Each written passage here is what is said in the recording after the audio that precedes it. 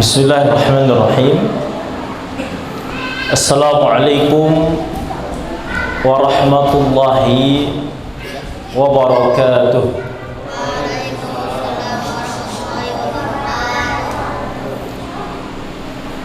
Innal hamdalillah nahmaduhu wa nasta'inuhu wa nastaghfiruh wa na'udzu billahi min shururi anfusina wa min sayyiati a'malina.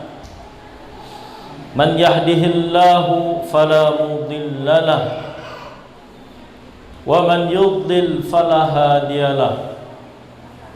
Ashhadu an la ilaha illallah wahdahu la syarika lah wa ashhadu anna Muhammadan abduhu wa rasuluhu la nabiyya wa la rasula ba'dah. Para hadirin dan hadirat yang mudah-mudahan senantiasa diberikan taufik oleh Allah Subhanahu wa taala. Tidak hentinya kita memuji dan bersyukur kehadirat Allah Subhanahu wa taala atas segala limpahan nikmat serta karunia-Nya kepada kita. Terutama nikmat iman, nikmat Islam, nikmat hidayah.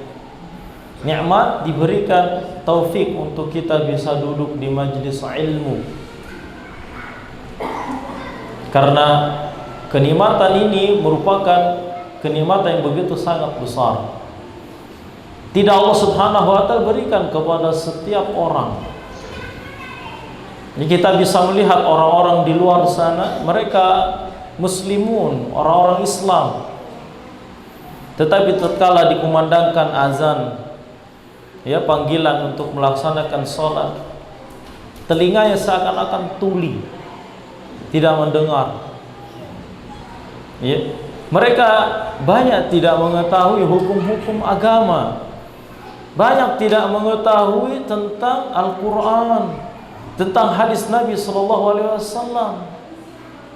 tentang syariat Islam, tapi enggan untuk menuntut ilmu, berat untuk melangkahkan kakinya menuju majlis ilmu. Maka dari itu patut kita syukuri. Pada saat ini Allah Subhanahu wa taala telah memberikan persetujuannya kepada kita untuk bisa melangkahkan kaki duduk di majlis ilmu. Dan ketahuilah, ya, bermajlis ilmu atau menuntut ilmu agama ini merupakan ibadah yang sangat agung di sisi Allah Subhanahu wa taala. Di mana, ya, barang siapa yang menempuh suatu jalan di dalam rangka menuntut ilmu, Allah siapkan surga baginya. Nabi SAW dalam hadisnya beliau pernah bersabda, "Man salaka tariqan yaltamisu fihi ilman, sahhalallahu lahu bihi tariqan ilal jannah." Barang siapa yang menempuh suatu jalan di dalam rangka menuntut ilmu, maka Allah Subhanahu wa taala akan mudahkan baginya jalan menuju surga. Hadis sahih riwayat Imam Muslim. Dan orang yang diberikan kecintaan pada dirinya untuk menuntut ilmu, mau duduk, ya, mau mendengarkan nasihat, ini menunjukkan bahwa Allah Subhanahu wa taala menghendaki kebaikan pada dirinya. Di mana Nabi SAW juga pernah bersabda dalam sebuah hadis yang sahih, "Man yuridillahu bihi khairan yufaqihu fid din." Barang siapa yang dikehendaki kebaikan oleh Allah Subhanahu wa taala, ya, pada dirinya, maka Allah Subhanahu wa taala akan menjadikannya faham tentang agama. Dan faham tentang agama ini tidak bisa diraih kecuali dengan menuntut ilmu, bermajlis ilmu seperti ini. Maka dari itu kita sangat mengharap dan memohon kepada Allah Subhanahu wa taala, mudah-mudahan dengan sebab kita duduk di masjid ini, ya, dengan amal menuntut ilmu, ini menjadi sebab berkumpulnya kita kembali kelak pada hari akhirat di dalam surga Firdaus al-A'la. Kemudian kaum muslimin yang dirahmati oleh Allah Subhanahu wa taala, kita masih akan melanjutkan pembahasan tentang fiqhus siyam, tentang fikih puasa. Pada pertemuan yang telah lalu kita telah terhenti pada waktu dimulainya ibadah puasa Ramadan. Kapankah itu? Yaitu tatkala hilal sudah muncul dengan cara ru'yah hilal, melihat hilal. Dan alhamdulillah pemerintah kita ya menggunakan cara ini. Dan cara itulah yang memang ya benar, ya diajarkan oleh Nabi sallallahu alaihi wasallam, di mana beliau ya pernah bersabda di dalam sebuah hadis yang sahih, sumu li ru'yatihi wa aftiru li ru'yatihi. Berpuasalah kalian karena melihat hilal dan berbukalah kalian karena melihat hilal. Maksudnya berlebaranlah kalian ya tatkala melihat hilal Syawal.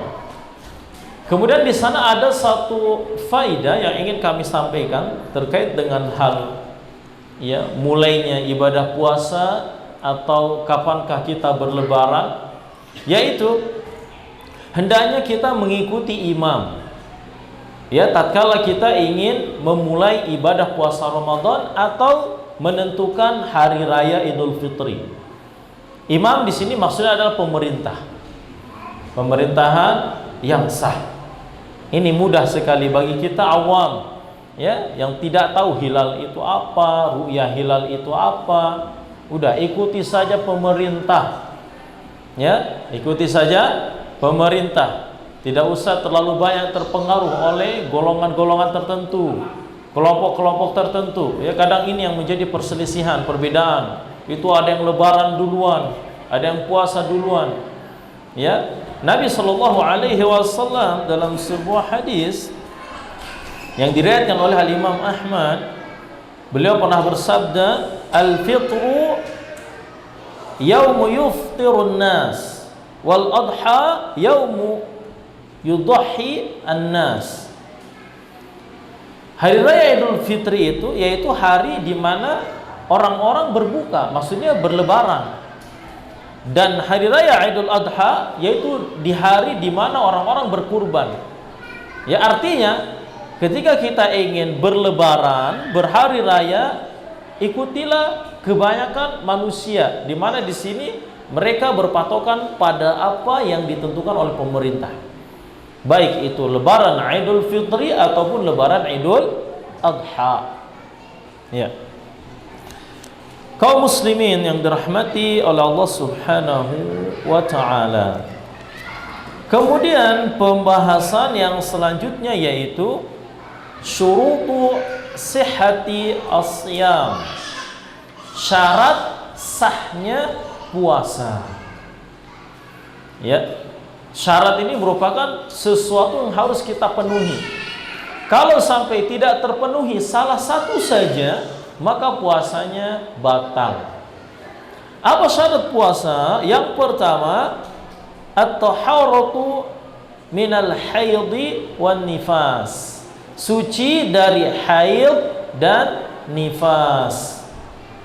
Ya, dan ini ijma' para ulama, tidak ada perselisihan di antara mereka bahwa wanita, ini syarat khusus bagi wanita ya.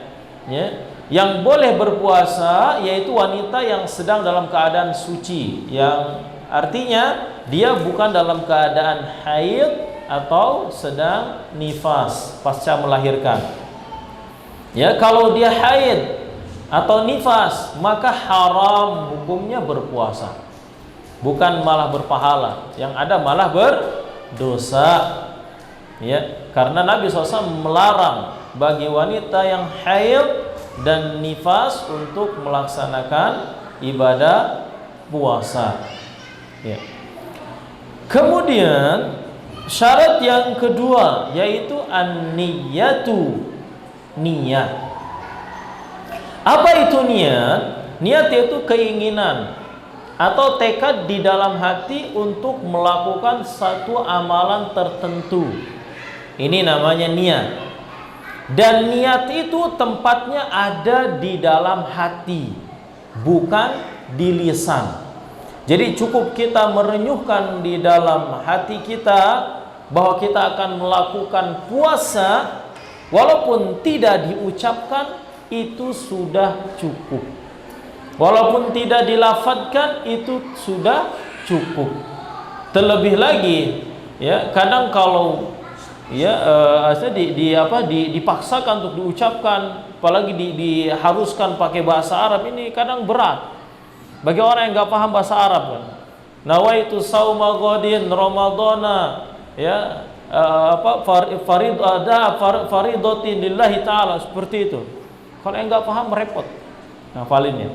Padahal sebenarnya cukup di dalam hati. Ya, Nabi SAW beliau pernah bersabda dalam sebuah hadis yang sahih yang diriwayatkan oleh Al-Imam Bukhari dan Al-Imam Muslim, innamal a'malu binniyat. Sesungguhnya setiap amalan itu tergantung niatnya. Atau penafsiran yang lain mengatakan sesungguhnya setiap amalan itu pasti ada niatnya. Ya, dari hadis ini para ulama menyimpulkan bahwa an-niyatu mahalluha al-qalb. Niat itu tempatnya dalam hati, bahkan termasuk mazhab Syafi'iyah sebenarnya. Ya, cuma di sana ada kesalahpahaman tentang pemahaman terhadap perkataan Imam Syafi'i. Ya, yang disalahpahami bahwa Imam Syafi'i mengatakan niat harus diucapkan, padahal tidak sama sekali. Ya, cukup di dalam hati. Walaupun memang kita tidak pungkiri ada perselisihan pendapat di antara para ulama. Ya, ini masalah ya khilafiyah memang. Ya, hanya saja wallahu taala alam bissawab. Ya, pendapat kebanyakan ulama mengatakan bahwa yang benar adalah niat cukup di dalam hati saja. Ya, itu sudah cukup. Dan di dalam niat melaksanakan ibadah puasa ini, ya, ibadah puasa Ramadan terkhusus, ya, ibadah puasa wajib di bulan Ramadan, di sana ada syarat lagi. Ada syarat lagi. Yang pertama al-jazmu, yaitu kita harus menekadkan secara pasti bahwa puasa yang akan kita laksanakan itu adalah puasa wajib Ramadan. Jadi tidak boleh ragu-ragu. Tidak boleh niatnya umum saja. Saya pokoknya mau puasa, besok mau puasa. Tidak ditentukan besok mau puasa Ramadan, mau puasa wajib Ramadan. Ya, di dalam hatinya tidak dirunyuhkan seperti itu. Nah, ini tidak boleh. Ya, jadi harus ditentukan bahwa saya memang besok akan berpuasa Ramadan. Ya. Kemudian yang kedua yaitu at-ta'yin. Kalau tadi tekad yang kuat artinya tidak boleh ragu. Nah, ini ada mirip memang. Yang kedua itu ta'yin, ditentukan bahwa puasanya adalah puasa Ramadan, bukan puasa sunnah, bukan puasa Senin Kamis. Ya, jadi ada penentuannya bahwa puasa yang akan dilaksanakan yaitu puasa Ramadan. Ya. Kemudian yang ketiga yaitu at-tabyid. Tabyid. Apa itu tabyid? Tabyid yaitu menentukan niat di malam hari. Jadi kalau kita ingin berpuasa Ramadan, hendaknya niatnya itu kita laksanakan di malam hari. Malam secara istilah syar'i artinya adalah min ghurubis syamsi ila tulu'il fajri. Dari sejak terbenam matahari, kapan itu? Dari sejak azan maghrib sampai terbit fajar, sampai azan subuh. Nah, ini rentang waktu bagi kita untuk menetapkan niat puasa. Ya, jadi setelah azan maghrib langsung kita besok saya mau puasa Ramadan, itu udah cukup. Ya, kalau nggak sempat nanti sebelum sahur umpamanya, sebelum subuh. Ya, ini dalilnya adalah Hadis Nabi Shallallahu Alaihi Wasallam yang diriwayatkan oleh Al Imam Abu Dawud, Al Imam At-Tirmidzi, Al Imam An-Nasai, ya, dan yang lainnya, ya, dan hadis ini disahihkan oleh Syekh Al Albani rahimahullah taala. Nabi Shallallahu Alaihi Wasallam bersabda, "Man lam yujmi al-siyama qabla al-fajri fala siyama lahu." Barang siapa yang belum menetapkan niat sebelum fajar, maka tidak ada puasa baginya. Puasanya bisa tidak sah. Dan pendapat ini adalah pendapat dari kalangan Malikiyah, Syafi'iyah, dan Al-Hanabilah. Ya. Jadi kita harus menetapkan niat di malam hari. Berbeda dengan ibadah puasa sunnah, seperti puasa Senin Kamis umpamanya, atau puasa Arafah, atau puasa Ashura, dan yang lainnya. Maka puasa sunnah tidak disyaratkan, ya, bagi kita untuk menetapkan niat di malam hari. Boleh kita berniat puasa, ya, setelah terbit fajar di pagi hari umpamanya, ya, agak siangan dikit boleh, selama kita belum makan, belum minum. Ya, yang tadinya umpama gak niat puasa, tapi masih belum makan dari sejak terbit fajar itu belum makan. Ya, saya puasa saja kalau gitu hari ini boleh. Ya, berdasarkan, ya, hadis Nabi Shallallahu Alaihi Wasallam yang diriwayatkan oleh Imam Muslim dari Aisyah radhiyallahu anha, dakhala alayya Nabi sallallahu alaihi wasallam dzata yaumin, telah masuk kepadaku Nabi SAW pada suatu hari, maksudnya datang ke rumah. Faqala, lalu beliau berkata, hal indakum syai'un, apakah kamu memiliki sesuatu, ya, maksudnya makanan. Faqulna, lalu kami mengatakan, istri Nabi SAW berkata, la, tidak ada. Qala, lalu Nabi SAW berkata, fa inni idzan shaim, kalau gitu saya berpuasa. Ya, Nabi SAW melihat, ya, beliau baru meniatkan puasa setelah terbit fajar. Ya, karena waktu ketika Nabi SAW bertanya kepada Aisyah apakah ada makanan, ada sesuatu, itu waktu di pagi hari, bukan di malam hari. Jadi setelah terbit fajar. Ya, ini menunjukkan bahwa kalau puasa sunnah boleh, ya, niat puasanya setelah terbit fajar. Ya, kaum muslimin yang dirahmati oleh Allah Subhanahu wa taala. Kemudian syarat niat yang keempat, ya, tadi kan al-jazm, tekad kuat, tidak boleh ragu-ragu. Kemudian ta'yin, menentukan puasanya, ya, puasa Ramadan. Yang ketiga tabyid, berniat di malam hari. Kemudian syarat yang keempat yaitu tajdidun niyyati likulli lailatin min Ramadan, memperbaharui niat, ya, setiap malam pada bulan Ramadan. Ya, jadi niatnya enggak disekaliguskan. Hanya saja memang, ya, ini masalahnya sekali lagi masalah khilafiyah. Ada perselisihan di antara para ulama. Ya, pendapat jumhur ulama, mayoritas ulama mengatakan bahwa niatnya harus diperbaharui setiap malam. Karena ibadah puasa setiap harinya ini merupakan ibadah yang terpisah. Tidak seperti sholat nyambung. Ya, rakaat pertama, kedua, ketiga ini nyambung. Kalau ada salah satunya bermasalah, maka semuanya bermasalah. Tapi kalau ibadah puasa, di hari pertama bermasalah puasanya, umpamanya gak sah, maka hari selanjutnya tidak bermasalah, tidak apa-apa sah.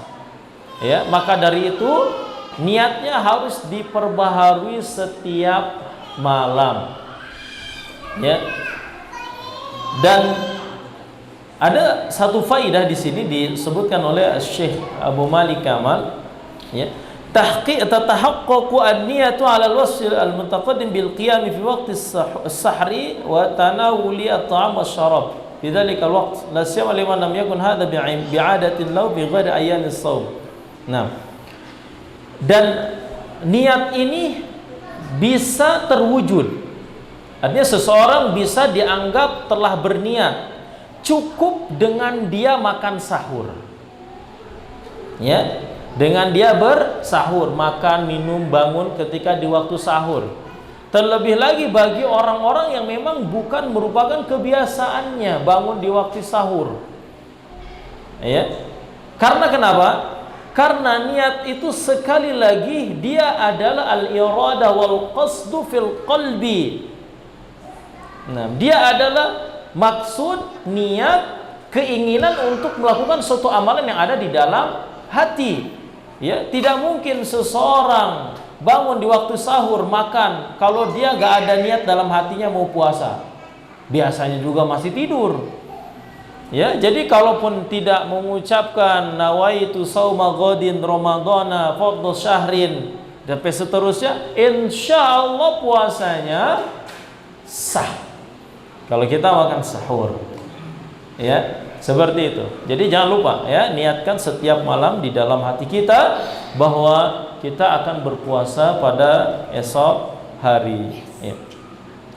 Kaum muslimin yang dirahmati oleh Allah Subhanahu wa taala, itu syarat puasa yaitu suci dari haid dan nifas, kemudian niat. Ya, ada 2 syarat.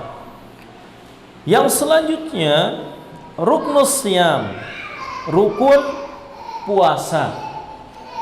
Rukun puasa.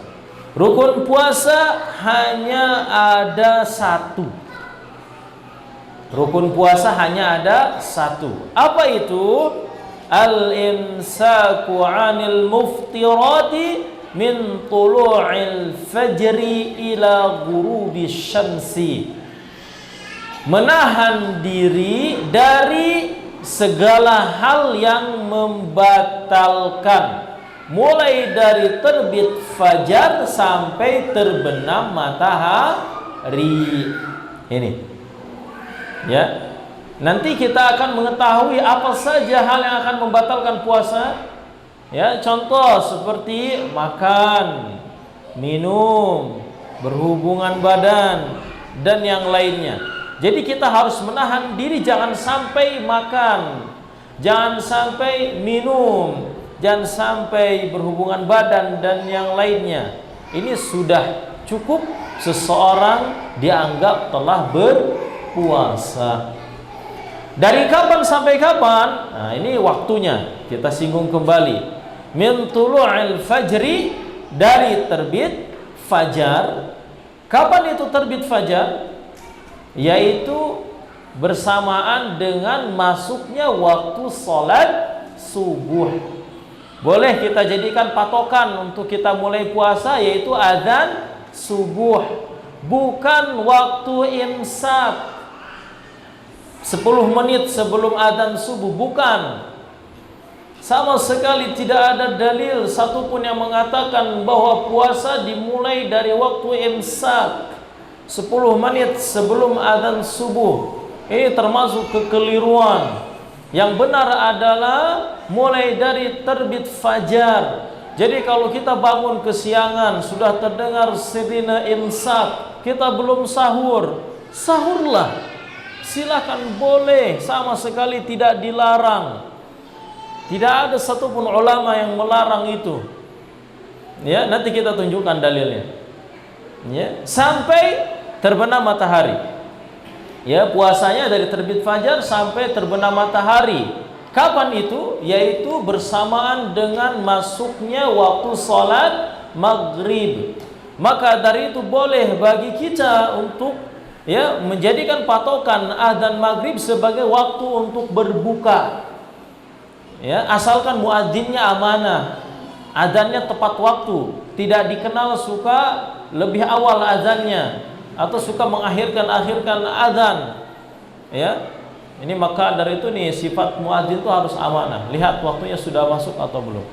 Ya, tapi biasanya di bulan puasa semuanya benar-benar fokus memperhatikan waktu maghrib. Biasanya seperti itu. Ya, karena ingin cepat buka. Ya, iya. Dalilnya apa? Dalilnya firman Allah Subhanahu wa taala. Dalilnya Al-Qur'an sebagaimana terdapat dalam surah Al-Baqarah ayat 187. Allah Subhanahu wa taala berfirman, "Fal'ana bashiruhunna wabtaghu ma kataballahu lakum." Jadi ayat ini menceritakan tentang larangan berhubungan badan tatkala puasa, ya. Lalu di situ Allah Subhanahu wa taala berfirman, maka sekarang silahkan kalian menggauli istri kalian, ya, bermubasyarah, dan mohonlah kepada Allah apa yang telah ditetapkan untuk kalian. Maksudnya adalah mohonlah agar diberikan anak dari hubungan biologis yang kalian lakukan. Wa kulu washrabu, makan dan minumlah kalian, ya, hatta yatabayyana lakumul khaytul abyadu minal khaytil aswadi minal fajr, sampai jelas bagi kalian benang putih dari benang hitam. Para ulama tafsir memberikan penafsiran yang dimaksud dengan benang putih yaitu siang hari, benang hitam yaitu malam hari, ya, dan pemisah antara siang dan malam hari yaitu terbit fajar. Ya, karena dalam istilah syar'i, ya, yang dimaksud dengan siang hari yaitu rentang waktu dari mulai terbit fajar sampai terbenam matahari. Dan yang dimaksud dengan malam hari yaitu rentang waktu dari terbenam matahari sampai terbit fajar.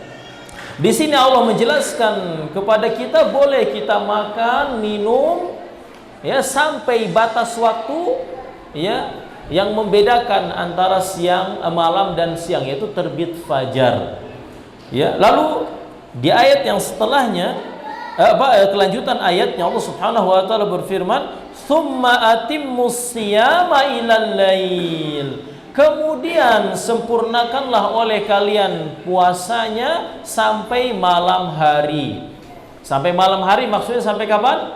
Sampai terbenam matahari. Karena malam sekali lagi itu dimulai dari terbenam matahari sampai terbit fajar. Ya. Kemudian kaum muslimin yang dirahmati Allah Subhanahu wa taala. Yang selanjutnya, sunanu as-saumi wa adabuhu. Sunnah-sunnah puasa dan adab-adabnya dan etikanya. Ya. Apa saja hal-hal yang disunnahkan bagi orang yang berpuasa, terutama puasa Ramadan. Ya. Yang pertama yaitu as-sahur, bersahur. Apa itu sahur? Sahur yaitu makan atau minum sebelum fajar. Ya, persiapan untuk puasa. Ini sahur namanya. Ya, dalilnya adalah hadis Nabi sallallahu alaihi wasallam yang diriwayatkan oleh Al-Imam Al-Bukhari dan Al-Imam Muslim dari Anas bin Malik radhiyallahu anhu, anna Rasulullah sallallahu alaihi wasallam qala, bahwasanya Rasulullah sallallahu alaihi wasallam bersabda, tasahharu fa inna fis sahuri barakah. Bersahurlah kalian karena pada sahur itu terdapat keberkahan. Saya pernah mendapati seseorang yang memiliki anggapan, saya mah kalau puasa tidak sahur.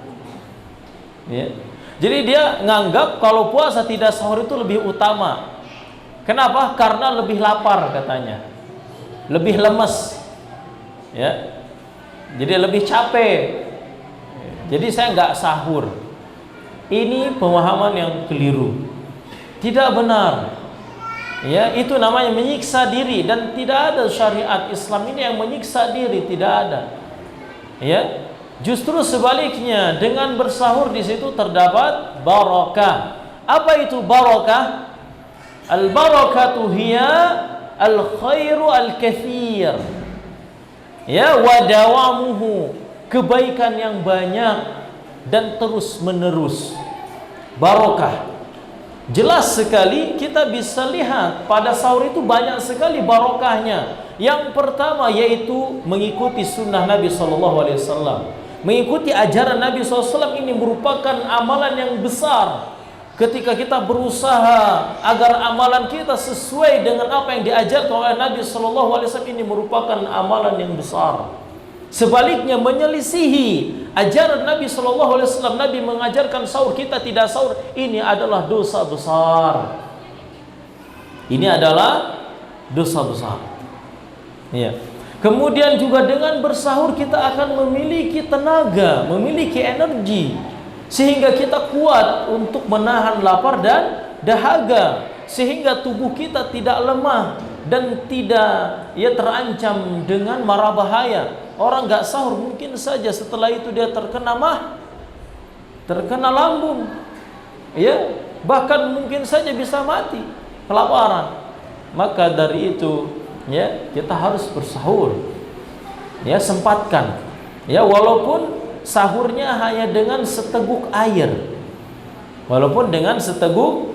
Nabi Shallallahu Alaihi Wasallam dalam sebuah hadis yang diriwayatkan oleh Imam Ibnu Hibban dan yang lainnya, beliau pernah bersabda, tasahharu walau bi jur'ati ma, bersahurlah kalian walaupun dengan seteguk air. Ya, dan sahur itu merupakan pembeda antara puasa kita dengan puasanya ahli kitab. Ya, orang-orang Yahudi dan Nasrani mereka berpuasa. Ya, puasanya mereka tidak sahur, tapi kita orang Islam ada sahurnya. Nabi Shallallahu Alaihi Wasallam dalam sebuah hadis yang diriwayatkan oleh Imam Muslim dan yang lainnya dari Amr bin Al-As, beliau bersabda, faslun ma baina siyamina wa siyami ahli kitab aklatus sahur, pembeda antara puasa kita dengan puasanya ahli kitab, yaitu makan sahur. Kemudian yang kedua, kaum muslimin yang dirahmati oleh Allah Subhanahu wa taala, ta'khiru as-sahur, mengakhirkan sahur. Jadi sahur yang bagus itu adalah sahur yang mendekati adzan subuh, yang mendekati terbit fajar. Ya. Jangan sahur jam 3. Bahkan saya ada di kampung satu jam 2 sudah sahur. Terus jam 3 pada tidur lagi. Bangun subuh atau kadang kebablasan subuhnya. Nanti jam 3 sore udah kelaparan. Salah sendiri. Suruh siapa sahur jam 2? Ya. Sahur yang paling baik itu adalah yang diakhirkan. Ya, kapan? Waktu yang paling utama yaitu jarak antara adzan dengan sahur kita sekitar bacaan ayat sebanyak 50 ayat. 50 ayat itu sekitar 2 halaman mungkin atau 3 halaman, sekitar itulah. Ya, kurang lebih 10 sampai 15 menit bacaan itu dibaca. Jadi, ya, nih waktu imsak itu justru itu waktu utama untuk kita bersahur. Iya, itulah waktu utamanya. Dalilnya adalah ya sebuah hadis yang diriwayatkan oleh Al-Imam Abu Dawud, Al-Imam Ibnu Hibban, dan ada riwayat yang lain yang menguatkannya. Ya, hadisnya hadis sahih. Ya, tasaharna dari Anas, dari Zaid, dari Sabit radhiyallahu anhu, maqala, beliau berkata, tasaharna ma'an Nabi sallallahu alaihi wasallam thumma qama ila shalah. Kami dahulu pernah bersahur bersama Nabi SAW, lalu beliau ya menegakkan salat. Qultu, lalu aku berkata, kam bainal adzani was sahur, berapa jarak antara adzan dan sahur? Qadra 50 ayat. Lalu beliau berkata, ya, yaitu jarak sekitar 50 ayat. Sekitar 50 ayat. Ya. Jadi seperti itu. Bahkan wahai kaum muslimin yang dirahmati Allah Subhanahu wa taala, ya. Tatkala seseorang sedang bersahur, lalu terdengar adzan subuh, sementara makanan dan minuman ada di tangannya, ini boleh dia lanjutkan minumnya. Jadi sedang minum nih, begini, Allahu Akbar, Allahu Akbar. Ini kalau nggak minum keselak ini. Ya, jadi nggak usah ditunda, boleh selesaikan minumnya sampai ya sisa makanannya turun ke sini. Itu boleh sekali. Ya, atau lagi makan ini. Di sini nasi sama lauknya. Azan. Jangan dibuang, silakan sempurnakan, makan lalu minum. Selesaikan. Ya, sampai kita nyaman. Itu boleh.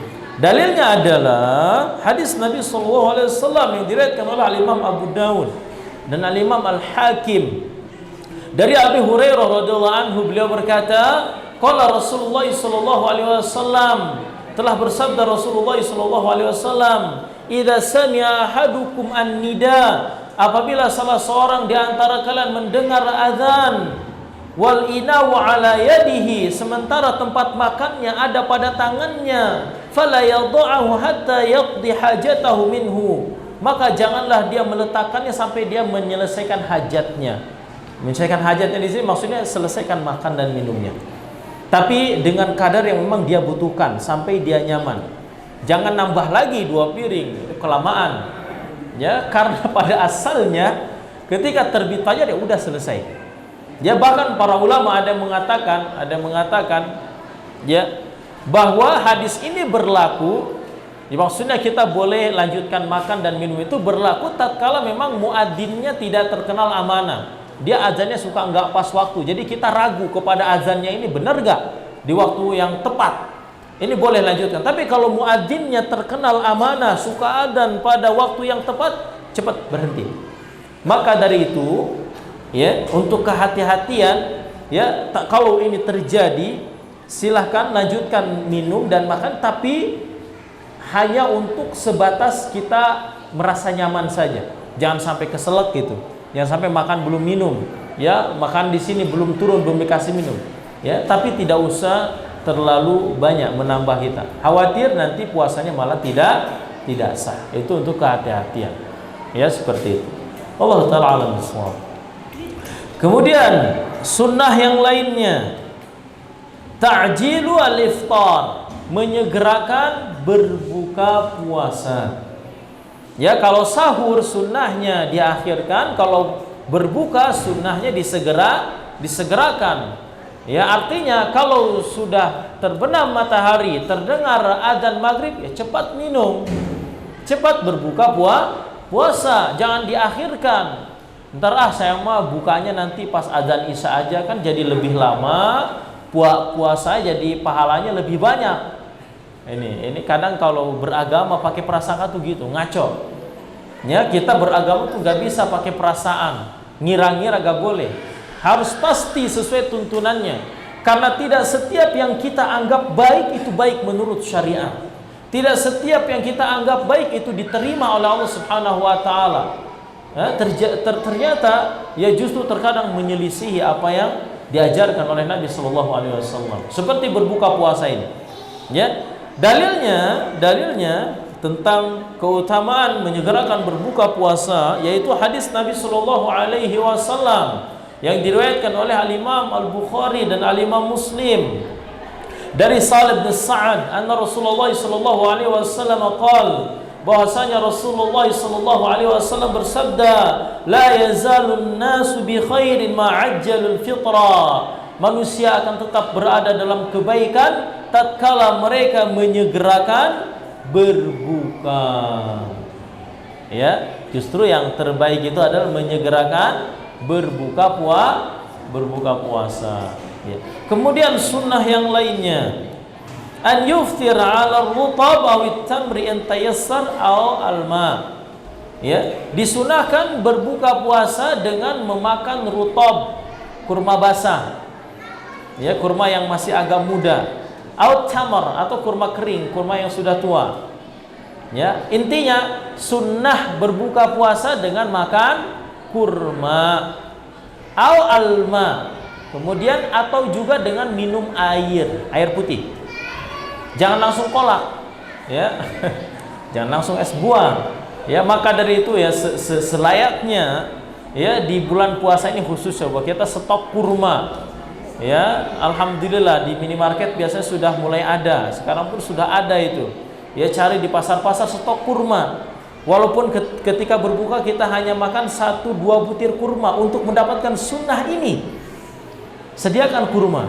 Ya, kalau memang itu bisa kita lakukan. Kalau tidak bisa ya apalah, silahkan berbuka dengan apa saja. Ya, Islam itu tidak memberatkan. Dalilnya adalah hadis Nabi sallallahu alaihi wasallam diriwayatkan oleh Al-Imam Abu Dawud dan Al-Imam At-Tirmidzi dari Anas bin Malik radhiyallahu anhu, beliau berkata, kana Rasulullah sallallahu alaihi wasallam yuftiru ala rutubat qabla an yusalli. Adalah Rasulullah SAW senantiasa berbuka dengan rutab, kurma basah sebelum beliau melaksanakan salat. fa illam takun rutubat fa 'ala tamarat. Apabila tidak ada rutab, beliau berbuka dengan tamar, kurma. Ya, kurma kering. Kemudian fa illam takun hasawat minal ma. Apabila tidak ada kurma, maka beliau berbuka dengan air putih. Dalam riwayat yang lain disebutkan, kana Rasulullah sallallahu alaihi wasallam yuftiru bil aswadaini. Adalah Rasulullah SAW beliau biasa berbuka dengan dua yang hitam. Maksudnya adalah air dan kurma. Air putih dan kurma. Setelah itu sholat. Ya, kalau kita bisa balas dendam dulu, kenyang dulu, sholatnya terlambat. Jangan seperti itu. Ya, cukup membatalkan saja, menghilangkan haus. Kalau ingin makan, lanjut nanti setelah sholat. Ya, jangan hati-hati, jangan sampai sibuk makan berbuka, sholat maghribnya ketinggalan. Ya, wallahu ta'ala alam bishawab. Kita akan lanjutkan setelah dikumandangkan azan sholat isya. Barakallahu fikum. Assalamualaikum warahmatullahi wabarakatuh.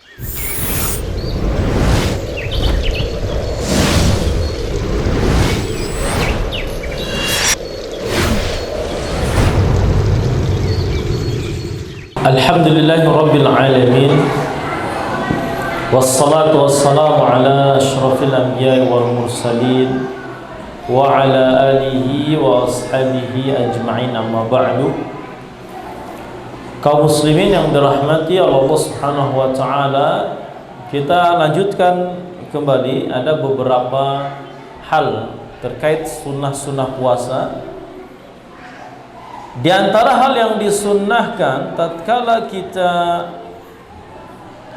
berada di bulan Ramadan, berpuasa, yaitu ad-du'a 'indal fitri bima yati, berdoa tatkala berbuka dengan doa dhahaba adh-dhama'u wabtallatil 'uruqu wa thabatal ajru insyaallah. Dhahaba adh-dhama'u, telah hilang dahaga, wabtallatil 'uruqu, dan telah basah urat-urat leher, wa thabatal ajru insyaallah, dan telah tetap pahala insyaallah. Jadi inilah doa yang benar, bukan Allahumma lakas sumtu wa bika amantu wa ala rizkika aftartu. Bukan doa itu. Ya, karena doa tersebut riwayatnya lemah. Ya, doa berbuka Allahumma lakas sumtu wa bika amantu wa ala rizkika aftartu itu hadisnya lemah. Ya, yang ada adalah ini. Dhahaba dhama'u wabtallatil 'uruqu wa thabatal ajru insyaallah. Kalau ada yang belum hafal nanti bisa minta ke panitia doanya. Ya, dalilnya adalah sebuah hadis yang diriwayatkan oleh Al-Imam Abu Dawud, Al-Imam An-Nasa'i, ya, dan dihasankan oleh Syekh Albani rahimahullah taala dari Ibnu Umar radhiyallahu anhuma qala, beliau berkata, kana Rasulullah sallallahu alaihi wasallam, adalah Rasulullah sallallahu alaihi wasallam, idza aftara qala, apabila beliau berbuka beliau mengatakan dhahaba dhama'u wabtallatil 'uruqu wa thabatal ajru insyaallah. Telah hilang dahaga dan telah basah urat-urat leher dan telah tetap pahala insyaallah. Melihat kepada kandungan makna yang terdapat di dalam doa ini, jadi doa ini diucapkan setelah meminum air. Jadi bukan sebelum berbuka, tapi setelah dibatalkan minum air. Ya, kalau sebelumnya apa dong kita ucapkan? Bismillah saja. Bismillah, minum air. Ya, setelah itu kan urat lehernya udah basah. Ya, baru baca doa. Dhahabadh dhama'u wabtallatil 'uruqu wa thabatal ajru insyaallah. Karena makna doa ini akan sesuai kalau kita lakukan setelah minum. Kalau sebelum minum jadi enggak pas. Dhahabadh dhama'u, telah hilang dahaga. Orang belum minum apa-apa, masih kering. Wabtallatil uruq, dan telah basah urat leher. Mana masih kering, belum minum apa-apa. Ya. Jadi ini diucapkan setelah meminum. Ya, jadi bukan sebelumnya. Kalau sebelumnya cukup bismillah saja. Cukup bismillah saja, bukan Allahumma lakas sumtu wa bika amantu wa ala rizkika aftartu. Ya, mungkin kok kayaknya banyak sekali yang ya berbeda dengan yang biasa ada kita laksanakan. Ya begitulah. Kalau kita semakin menggali ilmu, maka akan semakin banyak hal yang kita perbaiki. Ya, dulu kita mungkin hanya sekedar ikut-ikutan saja, ya, asal mendengar saja dari orang katanya, ternyata dasarnya tidak ada. Ya, maka dari itu di sini kami beritahukan, ya, sekaligus dengan dasar-dasarnya, petunjuknya apa dari Nabi Shallallahu Alaihi Wasallam. Kalau kita beramal dan tahu dasarnya, dalilnya, insya Allah kita akan merasa mantap, yakin bahwa ibadah yang kita lakukan itu benar. Ketika ibadah itu benar, insya Allah pasti akan berbuah pahala di sisi Allah Subhanahu Wa Taala. Ada berapa lagi? Kemudian di antara hal yang dianjurkan untuk kita laksanakan tatkala kita sedang berpuasa atau di bulan Ramadan, yaitu al-jud wa qiraatul Quran wa mudarasatuhu. Ya, banyak berderma, banyak membaca Al-Quran dan bertadarus. Ya, ini disunnahkan sekali ketika kita berpuasa banyak membaca Al-Quran. Maka itu wajib. Ya, kita punya waktu khusus di bulan Ramadan ini untuk ya banyak membaca Al-Quran. Kita harus punya target bahwa Ramadan ini minimal harus selesai 1 kali khatam, 1 hari 1 juz. Ya, harus ada perubahan itu. Jangan disamakan dengan hari-hari sebelumnya. Karena inilah kebiasaan Nabi Sallallahu Alaihi Wasallam. Sebagaimana hadis yang sahih diriwayatkan oleh Al-Imam Al-Bukhari dari Ibnu Abbas radhiyallahu anhuma, bahwasanya Rasulullah SAW tatkala di bulan Ramadan beliau semakin bertambah kedermawanannya dan beliau bertadarus dengan malaikat Jibril setiap malam di bulan Ramadan. Ya. Kemudian yang selanjutnya yaitu at-taraffu amma yuhbitu thawab as-shaumi minal ma'asi adh-dhahira al-batinah. Kita menjauhkan diri dari hal-hal yang bisa menghapuskan pahala puasa, yaitu berupa maksiat. Baik itu maksiat yang zahirah, yang nampak, ataupun yang batinah, yang tidak nampak. Ya, maksiat yang nampak ya seperti umpamanya usil ke orang, ya, berantem, ya, mencuri, membunuh, jelaslah, berzina dan yang lainnya, menipu, ya, korupsi, ya, suap dan seterusnya. Ini nggak boleh. Ini bisa menghilangkan pahala puasa. Begitu pula maksiat yang batinah, yang ada di dalam hati, yang tidak nampak. Ya, ujub, ya, takabbur, iri, dengki, hasad. Ya, termasuk yang harus dijauhi yaitu berkata bohong, ya, membicarakan kejelekan orang lain. Ini ibu-ibu hati-hati. Bulan puasa tidak boleh melihat acara gosip. Di luar bulan puasa pun nggak boleh sebenarnya, karena acara gosip itu ghibah isinya, ya, menceritakan kejelekan orang lain. Ini nggak boleh, haram, ya, untuk menyaksikan acara seperti itu. Ya, berarti sama saja, ya, mendukung, ya, untuk perbuatan maksiat. Dalilnya adalah hadis Nabi Shallallahu Alaihi Wasallam yang diriwayatkan oleh Imam Al-Bukhari dan yang lainnya. Beliau bersabda, "Man lam yada' qaula az-zur wal 'amala bi, falaysa lillahi hajatun fi an yada'a ta'amahu wa syarabahu." Barang siapa yang tidak meninggalkan ucapan dusta dan perbuatan dusta, perbuatan buruk, ya, maka Allah Subhanahu wa taala sama sekali tidak butuh, ya, untuk apa dia meninggalkan makan dan minumnya. Allah tidak butuh lapar dan dahaganya. Jadi kamu puasa percuma, tidak makan, tidak minumnya percuma. Allah tidak butuh. Karena Allah memerintahkan kita berpuasa itu dengan hikmah yang besar, la'allakum tattaqun, agar kalian bertakwa. Harusnya ibadah puasa menjadikan diri kita bertakwa. Bertakwa apa artinya? Melaksanakan perintah Allah dan menjauhi maksiat. Harusnya maksiat dapat ditinggalkan dengan puasa. Ini malah tetap bermaksiat. Berarti puasanya belum berpengaruh pada dirinya, sehingga Allah tidak butuh terhadap puasa, meninggalkan lapar dan dahaga yang dia lakukan. Dalam riwayat yang lain, ya, riwayat Imam Bukhari dan Imam Muslim, Nabi SAW pernah bersabda, "Idza kana yaumus shaumi ahadikum fala yarfus wala yaskhab wala yajhal fa in syatamahu ahadun aw qatalahu falyaqul inni shaim." Apabila salah seorang di antara pada hari dia berpuasa, maka tidak boleh dia berkata jorok, melakukan hal-hal yang jorok, berhubungan badan dan yang lainnya. Dan tidak boleh dia berkata-kata yang tidak bermakna, berkata ngawur, sia-sia, gak jelas, ya. Dan tidak boleh baginya untuk berbuat jahil, usil, melakukan perbuatan-perbuatan bodoh, ya, ini gak boleh.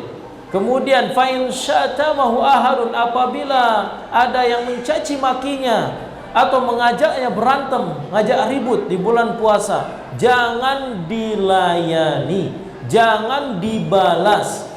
Katakanlah kepada dia, inni shaim, sesungguhnya aku sedang berpuasa. Ya, kamu ngajak ribut, maaf, saya sedang berpuasa. Ya, jangan sampai kita rusak puasa kita dengan hal-hal seperti itu. Ya, karena kenapa? Kalau hal-hal ini dilakukan, ini bisa merusak puasa. Bahkan di sini ya disebut dalam kitab Fathul Bari dan dikutip oleh Syekh Abdul Malik Ahmad dalam kitab ini bisa menghilangkan pahala puasanya. Ya, puasanya iya, dia kewajibannya gugur, tapi tidak membuahkan pahala. Yang harusnya dia meraih pahala yang besar, tapi itu tidak dia peroleh karena dia rusak dengan perbuatan-perbuatan dan ucapan-ucapannya, yang bertentangan dengan syariat Allah Subhanahu wa taala. Tapi kaum muslimin yang dirahmati Allah Subhanahu wa taala, ini mungkin yang bisa kita sampaikan pada kesempatan malam hari ini. Insyaallah kita akan lanjutkan pada pertemuan yang akan datang.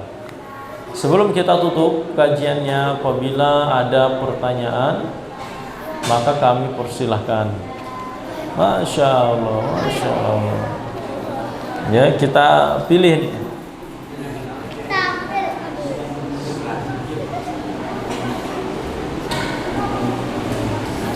Ustaz, kalau orang tua kita habis kerja terus capek puasanya, boleh batalkan atau tidak? Tidak boleh. Kerja bangunan capek, ya, ini bukan uzur seseorang untuk tidak berpuasa.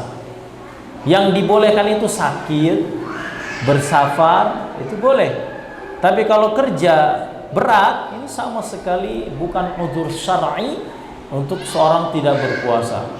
Dan ketahuilah, ini sudah berapa kali kita ulang, dosa meninggalkan puasa itu lebih besar daripada berzina, lebih besar daripada mencuri dan membunuh. Dosanya sangat besar.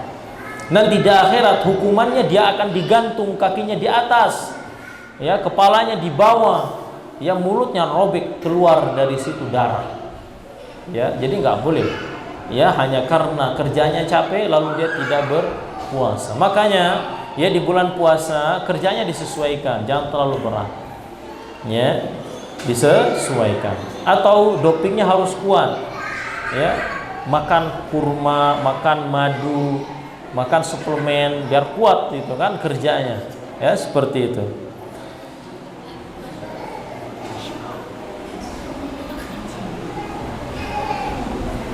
Ini dari anak-anak atau bukan? Yang di luar puasa, jawabannya insya Allah di pertemuan yang akan datang. Kalau kita lagi sakit boleh tidak puasa? Boleh. Nanti ada perincian insya Allah minggu yang akan datang.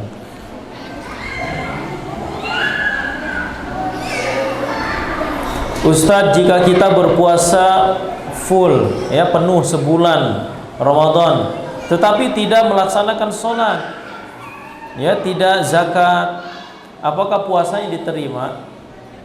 Ya. Pertama, ini orang aneh namanya. Ya. Puasa gak sholat, ini gimana ceritanya? Ya. Sama-sama hal yang diwajibkan. Ya. Masa puasa nggak sholat? Ya, dan ketahuilah tidak sholat itu maksiat.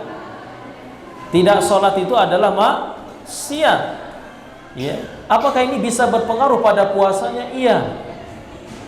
Ya, apakah ini bisa menyebabkan puasanya tidak berpahala? Iya, karena dia bermaksiat, meninggalkan perintah Allah Subhanahu wa Ta'ala. Ya, karena ini pertanda. Ya, kalau orang puasa tidak sholat, ini pertanda kalau puasanya tidak diterima. Ya, karena hikmah puasanya tidak tercapai, melaksanakan perintah Allahnya tidak tercapai.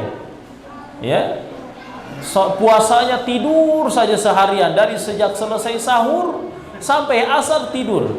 Saya ada nemukan orang kayak gitu. Jadi puasanya tidur, sholatnya bablas. Ini puasa macam apa seperti itu? Ya, itu pertanda kalau puasanya tidak diterima oleh Allah Subhanahu wa Ta'ala. Ya, puasa harusnya tambah giat ibadahnya, ya, bukan tambah malas. Ya, lemas karena berpuasa bukan alasan bagi kita untuk meninggalkan sholat. Ya, sholat itu tidak ada uzur sedikit pun bagi seseorang untuk meninggalkannya, kecuali apabila dia mati atau akalnya tidak ada. Sakit parah saja harus tetap sholat sesuai dengan keadaannya. Ya, entah dengan kedip-kedip mata, hanya ngangguk-ngangguk, tidak bisa wudhu, dan dengan tayamum. Ini baru puasa lemes segitu saja, tidak sholat. Ini nggak boleh seperti itu.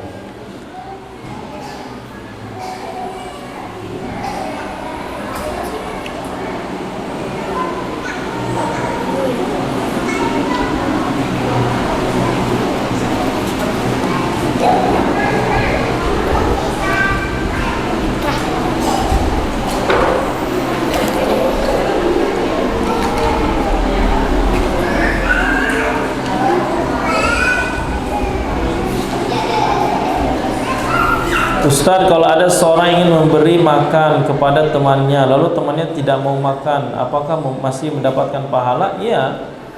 Seorang yang sudah berniat baik, taruhlah ini memberi makan buka puasa, yang diberinya nggak mau, apakah kita mendapatkan pahala? Iya. Pahala niat melakukan amalan kebaikan. Ya, seperti itu. Apakah kita berpuasa setiap detik mendapatkan pahala? Iya. Setiap detik ya yang dia lalui akan berbuah pahala di sisi Allah Subhanahu wa Ta'ala.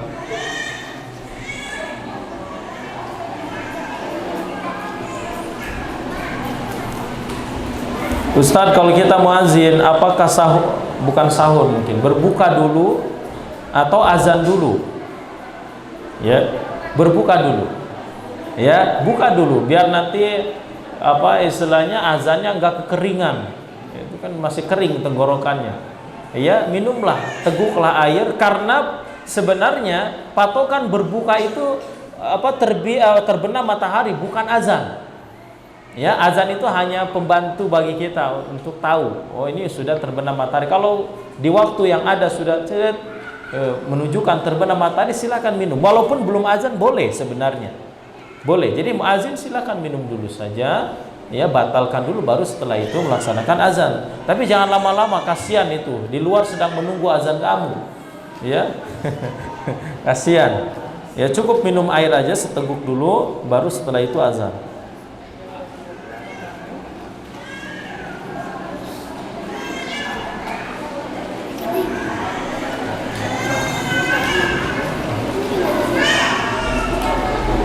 Ustadz, kalau lagi puasa terus jatuh berdarah, apakah batal? Tidak. Ya, kalau terluka itu tidak membatalkan puasa. Ustadz, boleh tidak puasa hanya setengah hari? Bagi anak-anak yang belum balik boleh. Ya, karena itu dalam rangka belajar. Tapi kalau yang sudah akil balik, ini udah nggak boleh belajar lagi puasanya. Sudah harus full. Kalau ingin belajar sebelum balik, ya seperti itu. Nggak boleh puasa setengah hari. Ya kalau anak-anak boleh, ya karena dalam rangka belajar. Barakallahu fikum.